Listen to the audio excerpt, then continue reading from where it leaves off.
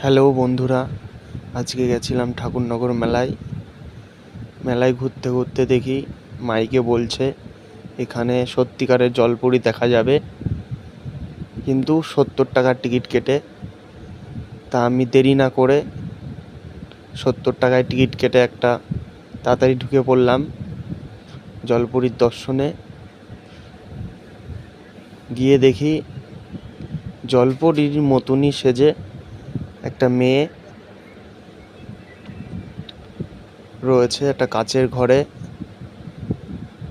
সেই জলপুরি সেজেই রয়েছে আর বলছে সত্যিকারের জলপুরি।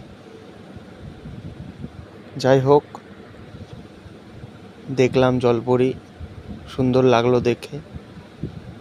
তা আপনারা যদি কেউ ঠাকুরনগর মেলায় যান তাহলে দেখতে পারবেন জলপুরি। হ্যালো বন্ধুরা, আজকে গেছিলাম ঠাকুরনগর মেলায় ঘুরতে ঘুরতে দেখি মাইকে বলছে